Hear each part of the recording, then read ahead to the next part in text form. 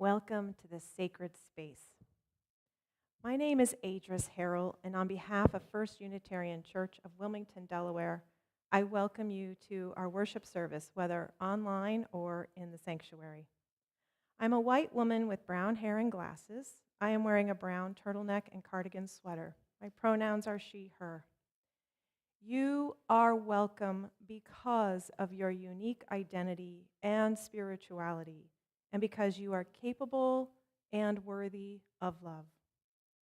If you are new to First U, please fill out the connections card that will allow you to get our newsletter and other information, and put it in the offertory basket or drop it at the welcome table in Parish Hall after the service. If you are an online visitor, please click on the link in the chat. Now, please help me greet those attending online by waving to the camera to your left. And now greet each other with the welcome we all deserve.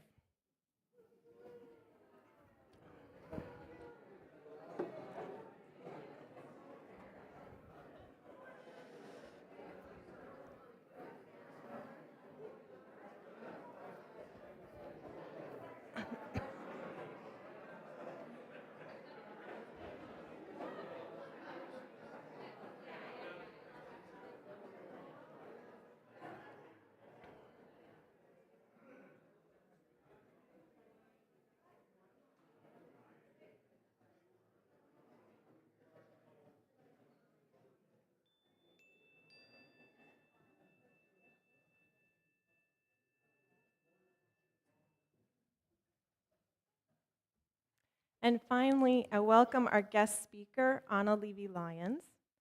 She is author and rabbinical student in the Jewish Renewal movement.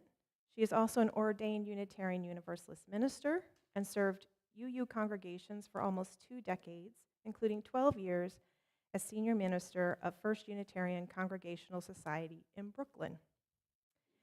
Anna is also the author of a new book, The Secret Despair of the Secular Left. She'll be reading an excerpt, or actually I'm going to be reading the excerpt now, right? From it this morning.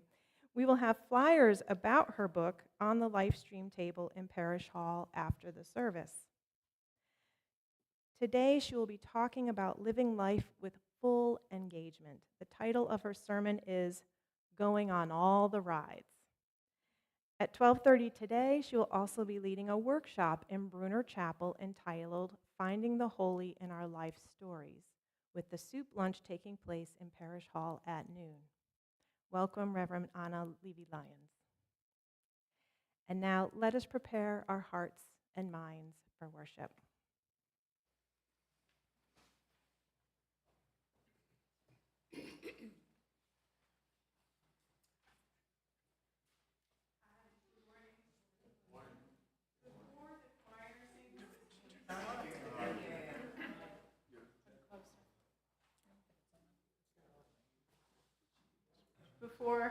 There we are. Before the choir sings this piece, I wanted to share with you the words of the poem that describe the sense of confidence of the bird that is the subject of the poem. Be like the bird that, pausing in her flight a while on boughs too slight, feels them give way beneath her, and sings, and sings, and sings, knowing she hath wings.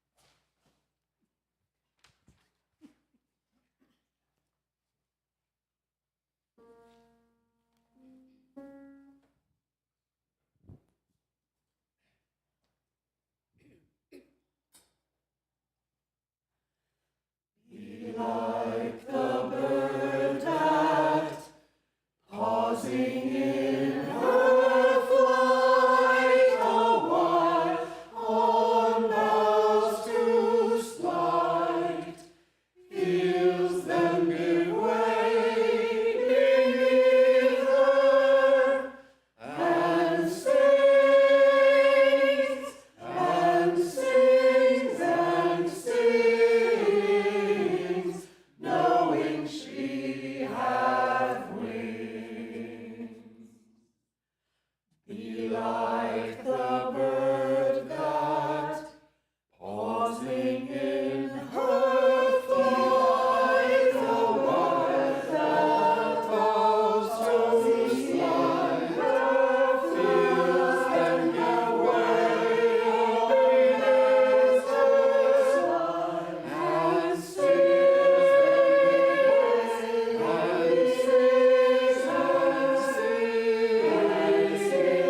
knowing she has wings, and sings, like the bird that, pausing in her flight a while, that boughs too slight, feels them give way beneath her, and sings,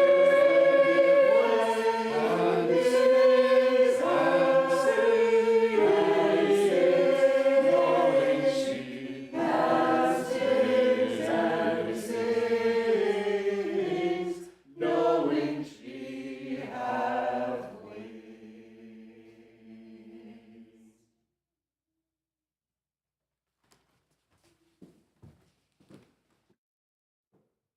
Good morning. It's so beautiful. I'm Anna Levy-Lyons, and I'm so grateful to be invited to be part of this beautiful community for the day. For visual accessibility, I am a white woman with dark brown hair, a little bit of gray, navy blue blazer, and a red shirt. We come together this morning to create a space outside of regular life, outside of the logic of productivity, production, and consumption, to create an expansive space with room for wonder and awe, and a space with room for everybody, and a space where each of us knows that we are enough. Whoever you are, whomever you love, wherever you are on your life journey, you are welcome here.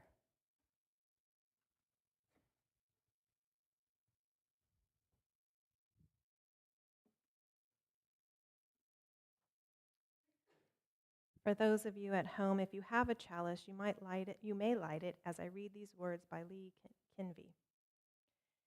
This chalice is for the living, the changing, the becoming. This chalice is for losing the script of your life, the chapters about who you are in other people's stories. This chalice is for the lost GPS that was supposed to show you how to get where they expected you to go. This chalice is for skipping the directions, coloring outside the lines, painting not by number, but by silence, by wild abandon with a brush you made yourself from light deep inside, startling, vivid, a new voice that already knows you. Finally, a true story. Please rise in body and spirit to sing hymn number 128, For All That Is Our Life, and remain standing afterwards for the unison affirmation.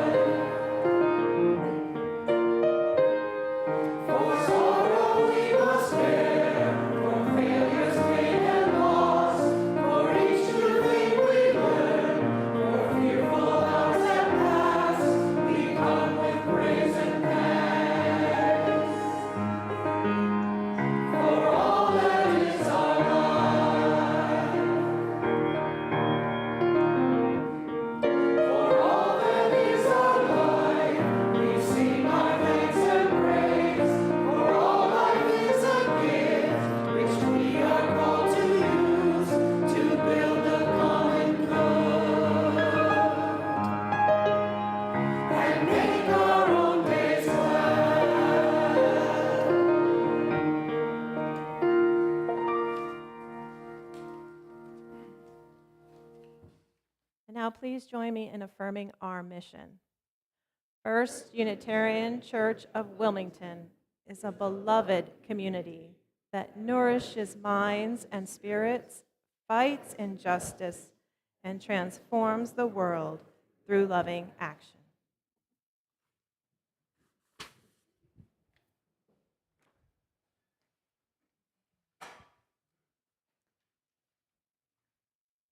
If it's comfortable for you, please close your eyes and join me in silent prayer and meditation.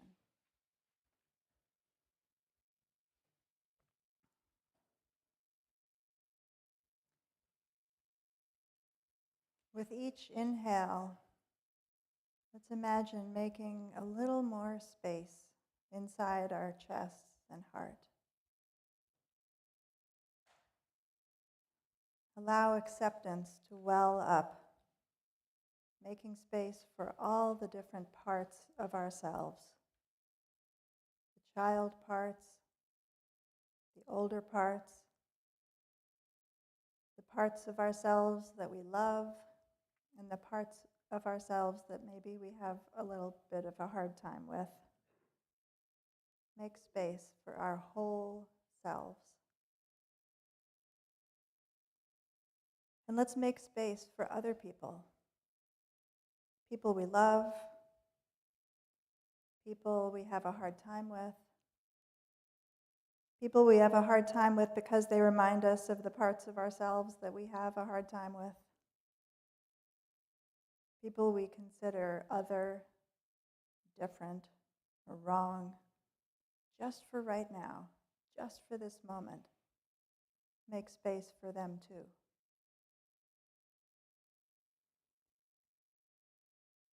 Let's make space for the other creatures of the earth, the trees, mosses and grasses, the birds and fish, the creatures that creep along the ground, those that swarm, those that gallop, the land animals and the microorganisms, the fierce and the gentle. In this space of meditation and prayer, we are in the divine domain. Here there is room for everything and everyone. Join together in silence.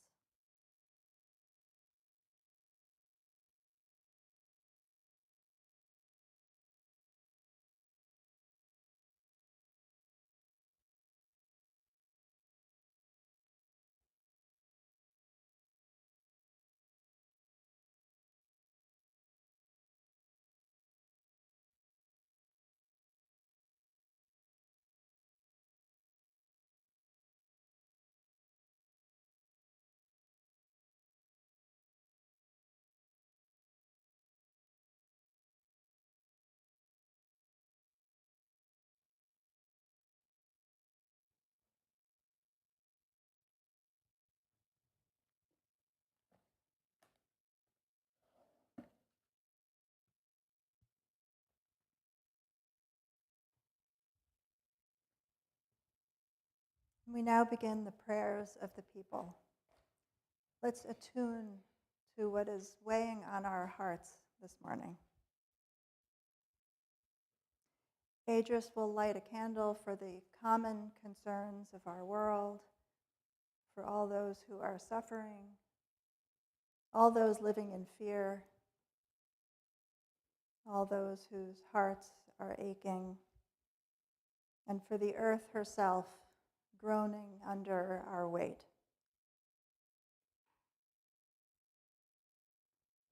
And we now may speak our private concerns and sorrows into this sacred space.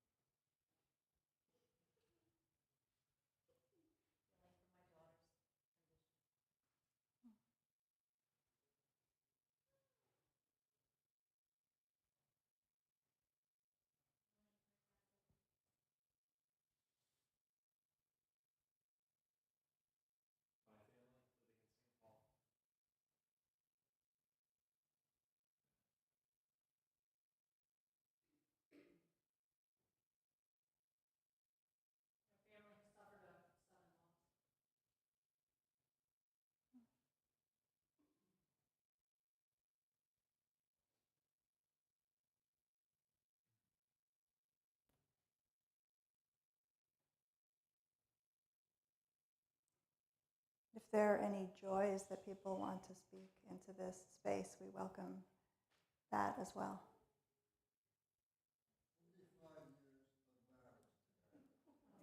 Oh.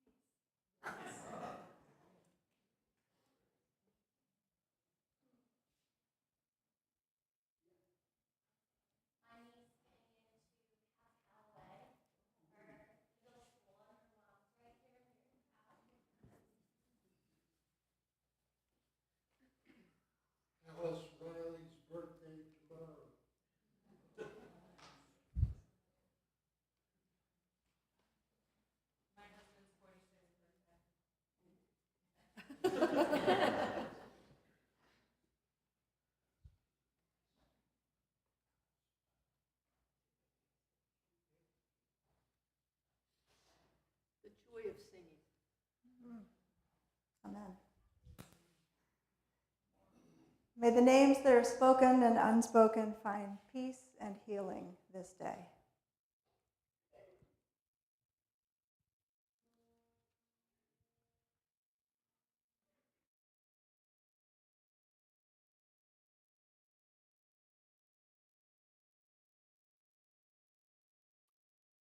This is one of the moving chants that's come out of Minneapolis, the protests recently.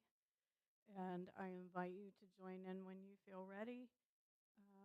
Feel free to harmonize if you like, and we'll just sing it a few times.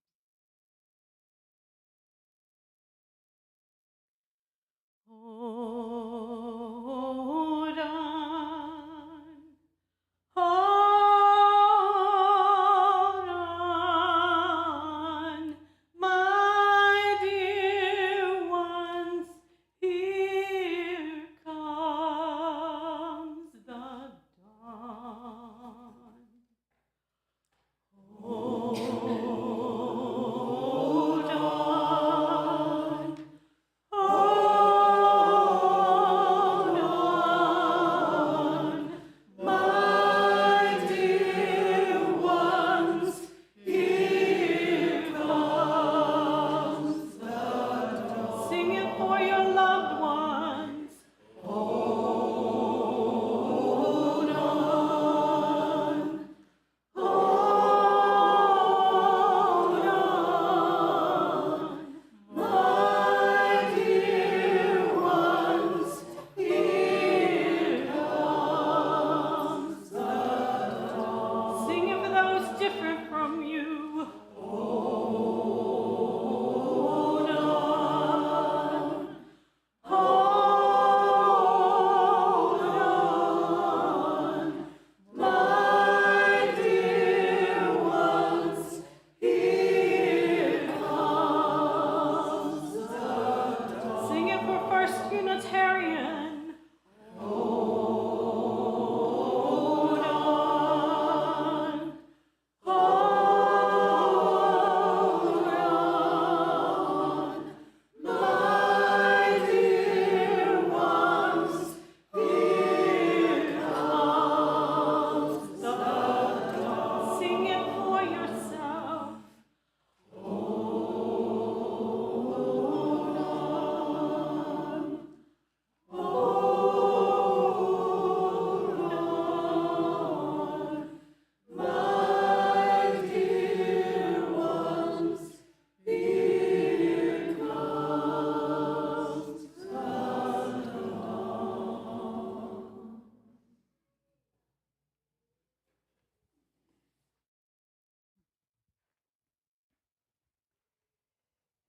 Edris is going to read an excerpt from my new book, but I wanted to let you know about a word that you may not be familiar with, which is a Hebrew word, nephesh. In the Jewish mystical tradition, the soul, there are 7 types of soul, or 7 dimensions to the soul, from the most abstract, transcendent soul that's identical with the divine, to the soul that's most dense, most concrete. And that's the nephesh. The nephesh is what we think of as ourselves. It's our body-soul composite.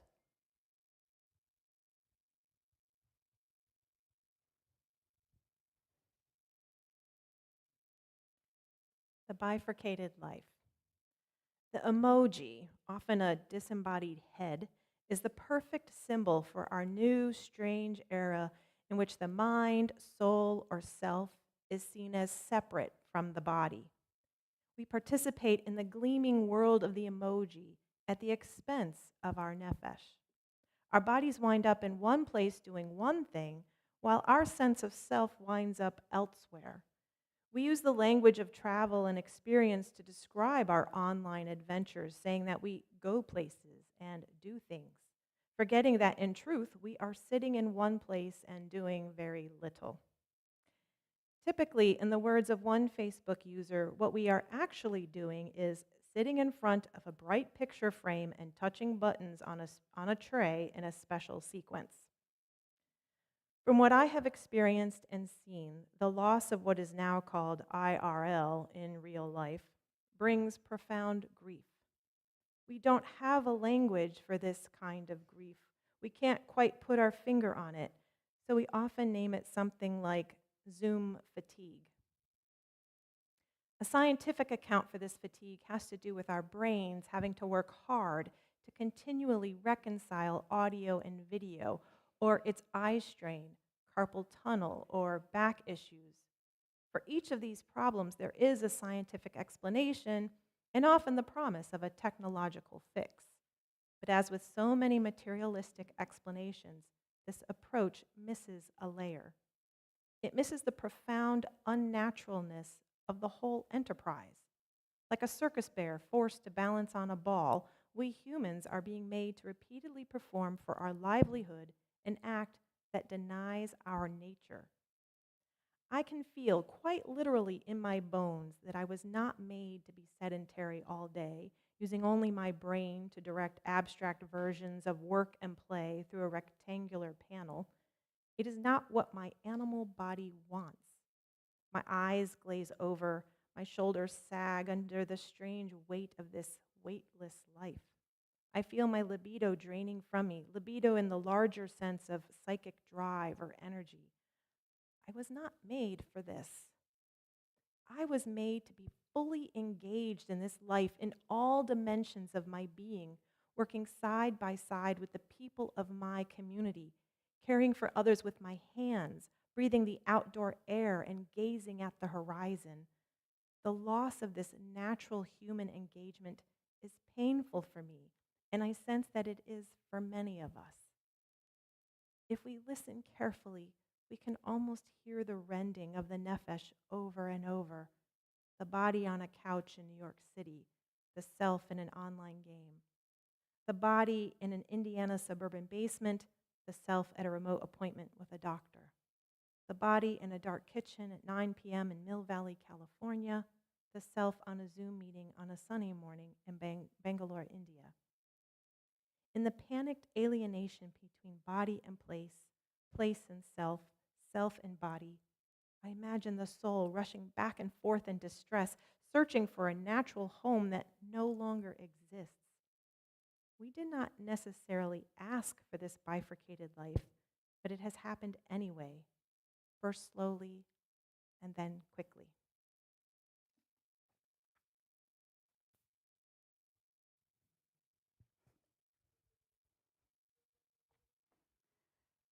Apologies for that to you who are watching online.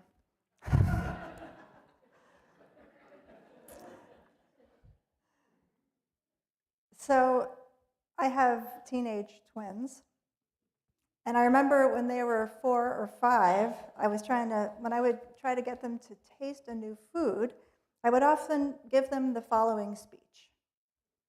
I would say, life is like Coney Island. There are all different kinds of rides, big rides, small rides, fast rides, slow rides. Some of them go up and some of them go down and some of them go round and round. Some are scary, some are fun. Some of them go really high up in the air and give you a view of the wide, wide ocean. Some take you down into a dark tunnel. So many kinds of rides. And when you reach the end of your life, when it's your turn to die, you are going to look back and wish that you had gone on every ride that you had a chance to go on. You are going to want to have tasted everything that life has to offer. Like this, Ethiopian pickled beet, for example. The speech didn't work, ever. They would ignore me. They would roll their eyes like little mini versions of the teenagers that they are now. They would start talking about something else. And to be fair, it's probably a lot to ask of 5-year-olds to imagine how they're going to feel at the end of their life. It's a lot to ask of anyone. And yet, in a sense, that's what we're here to do. This is the thought and heart experiment that religion calls us to. I know that for the last month or so, you've been exploring with Reverend Larry what it means to compose a life. You've been soaking in the wisdom of some of our greatest spiritual teachers and contemplating different life ways. To me, this is what religious communities are best at. We zoom the camera out.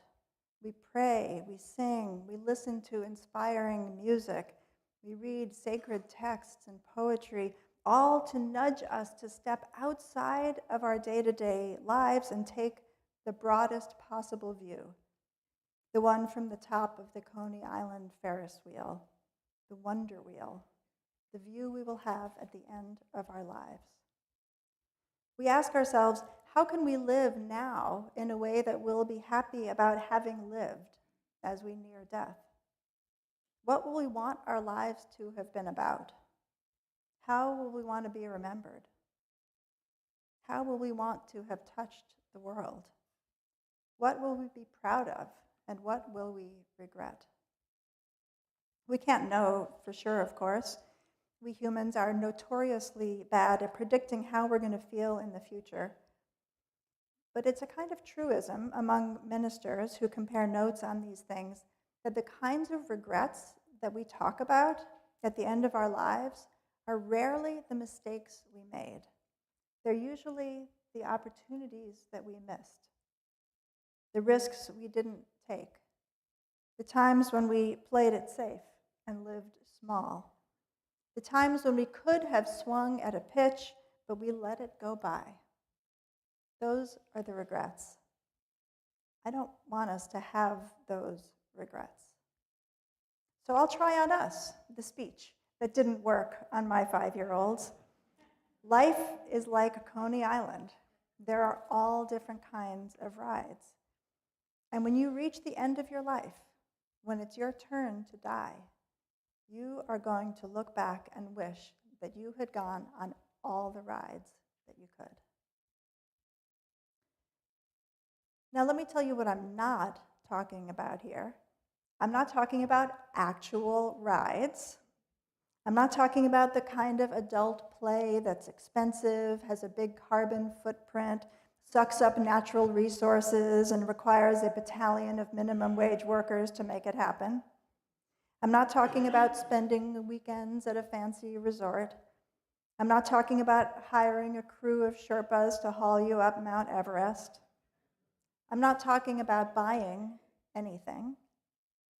I'm also not talking about trying things that are truly self-destructive, taking dangerous drugs, having unsafe sex, engaging in self-harm. Those are not the rides that I mean, and I hope that when those opportunities arise in your life, you are able to pass them by. The rides I'm thinking of are the rides that connect us more deeply and vividly to the sacred earth and life of which we are a part. There are rides of the body. Jump into that lake on your hike. You don't know, you can't see the future. This might be the last lake you ever have a chance to jump into. Taste those Ethiopian pickled beets. It's an experience, and your soul is hungry for it. There are the rides of the mind. Unitarian Universalists tend to be pretty good at this already, reading, studying, debating, but challenge yourself to really understand a perspective that's different from your own. Learn a new language. You might see the world so differently if you learned a Native American language, or Gujarati, or Chinese. And then there are the rides of the heart. Take the ultimate risk of loving someone, a romantic partner, a child, a friend. Join a community and commit to it. Start that difficult conversation. Get real with another human being. Look into the eyes of your beloved and tell them that you love them. Let yourself believe that you are loved. The rides of the heart can be the wildest rides.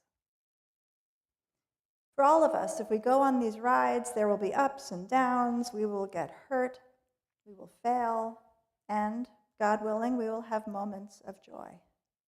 There will be times when, just like when we're rounding the top of the roller coaster and looking down 20 stories to the ground, we'll wish we hadn't climbed aboard for this one. We'll wish we could get off, and we won't be able to. I'm sure we've all had rides like that. To live large is to take the good with the bad.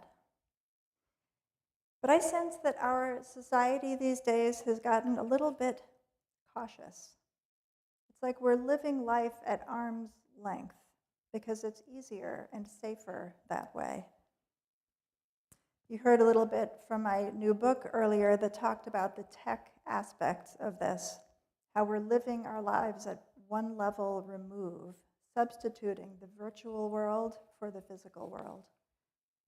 And this kind of distance from real life permeates our culture in so many ways. We tend to have less and less connection to the land. Few of us get dirt under our fingernails very much these days. As a society, we're having less sex, less romantic partnership, and fewer children. Our food is all packaged in plastic, and we don't know where it came from. Strawberries seem to get less flavorful every year, but we can't really remember what they used to taste like.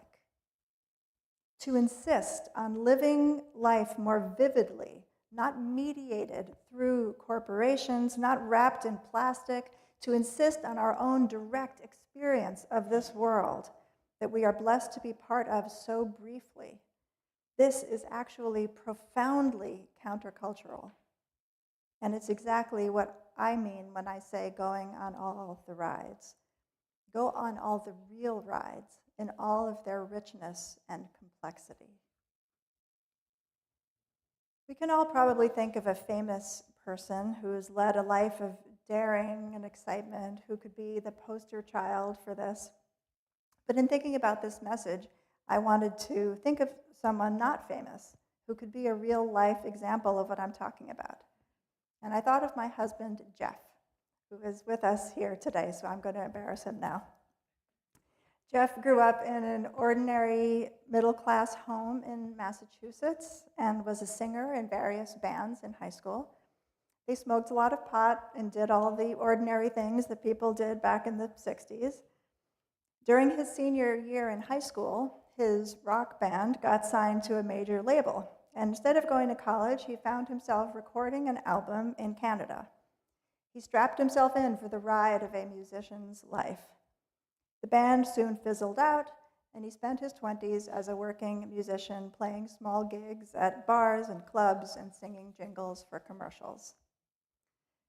As he got older, he decided it was time to get serious about his life and get a real job, so he became an actor. He threw himself into the art of acting and pretty soon was getting gigs in New York City. He was in Forbidden Broadway for years. Those years were another wild ride. During that time, he married his first wife and they had a child.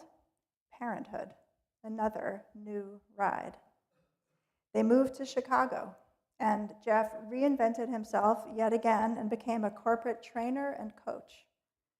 His marriage eventually ended, and a few years later, he got married again to me.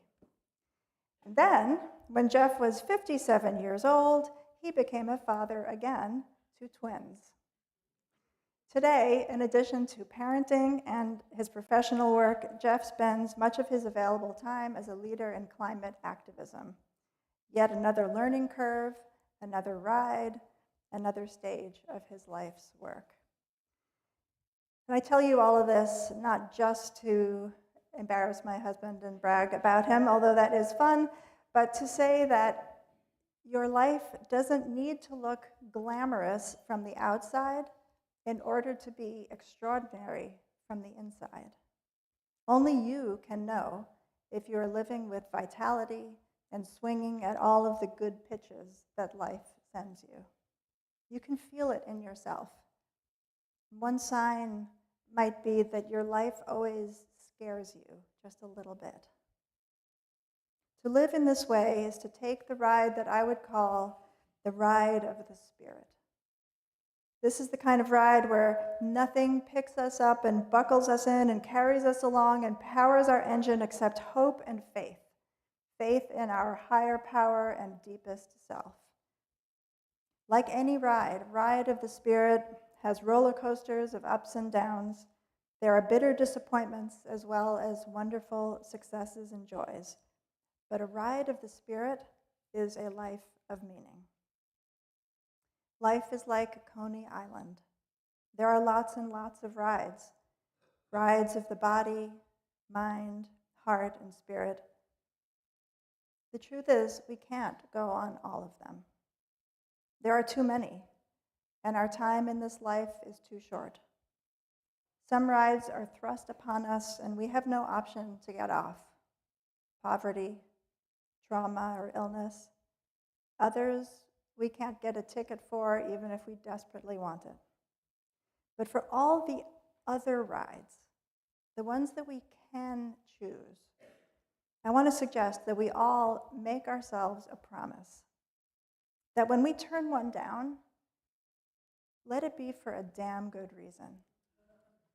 Let it be because it would be immoral, or it would hurt someone, or it would be truly dangerous.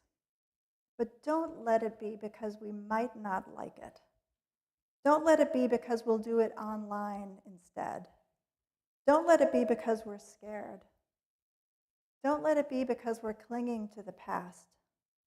Don't let it be because we don't want our ideas challenged.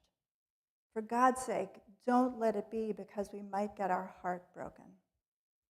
And don't let it be because we think that the little bit of good that we can do on that ride won't make a difference, because it will. At the end of our time, when it's our turn to die, we're going to look back at our lives and wish that we had gone on every ride that we could. The author Hunter S. Thompson put it perfectly. Life should not be a journey to the grave with the intention of arriving safely in a pretty and well-preserved body, but rather to skid in broadside in a cloud of smoke, thoroughly used up, totally worn out, and loudly proclaiming, "Wow, what a ride."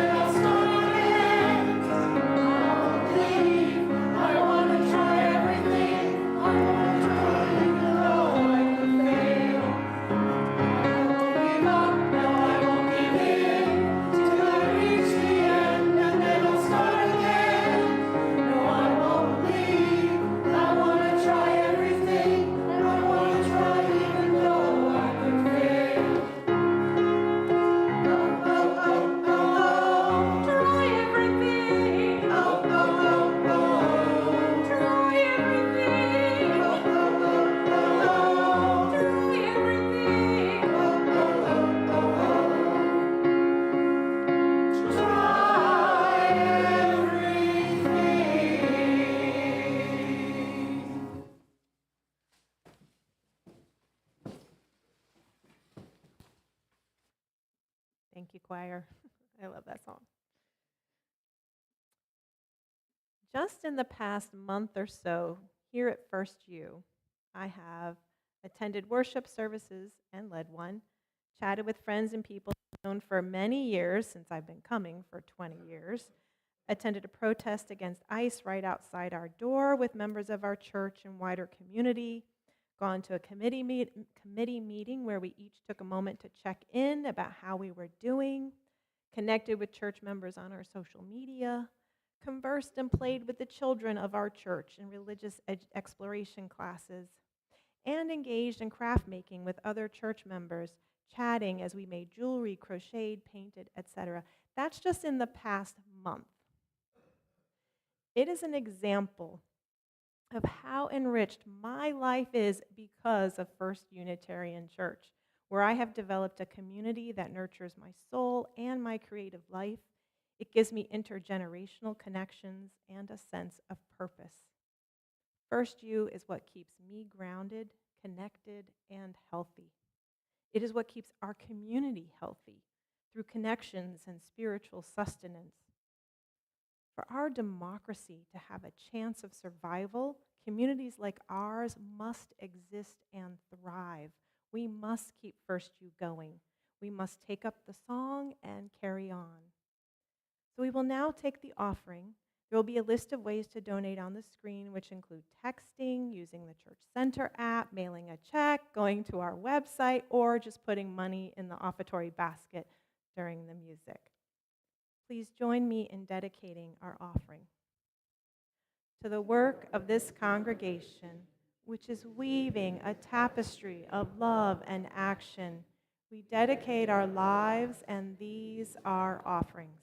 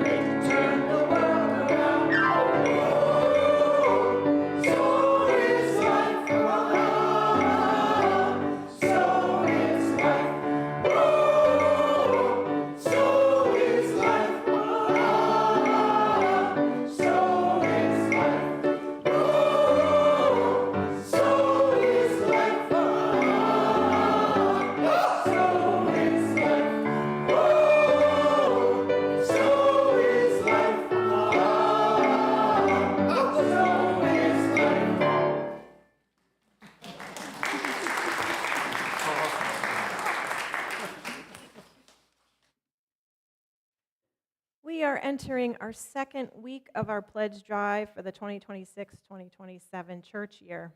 Our pledge drive theme and song this year is Take Up the Song, Carry It On. We seek to claim and build upon our current strengths as we carry on the best of who we are in the next church year. Our base goal is $598,000, and as of Saturday, we have pledges amounting to $285,000. So we are almost halfway there. Please remember to make your pledge by using the link sent out in the e-newsletter or stopping by the stewardship table in the parish hall to fill out your pledge card. Now we'll hear from one of our newest members, Nick Strickland, in this video, who shares his experience of our congregation. Take up the song, carry it on.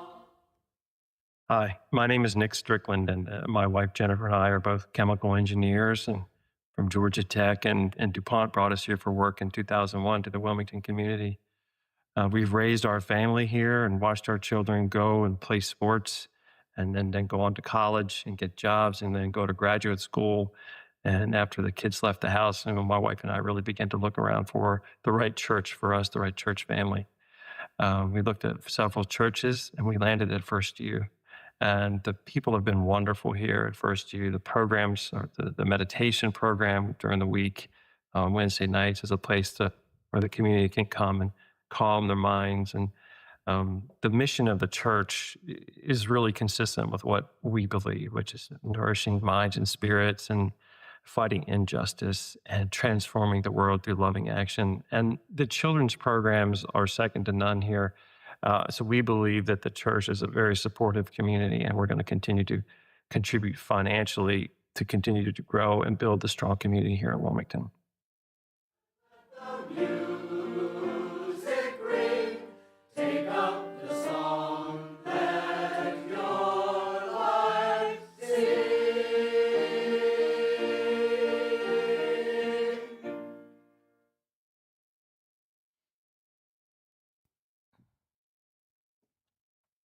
For those of you at home, you may extinguish your chalice as I read these words by Eric Williams. My friends, may the spirit of love be a living flame before you, a guiding star above you, a firm path below you, and a gentle presence behind you.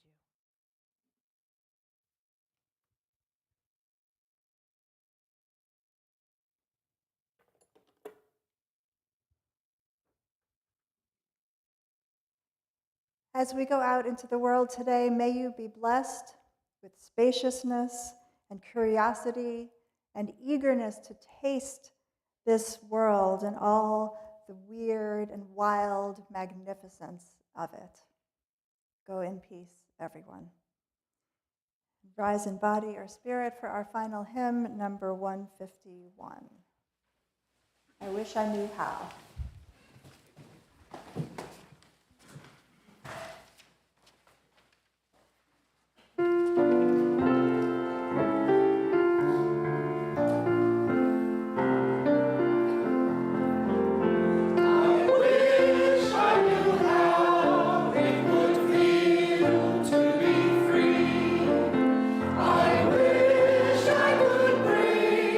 All these chains holding me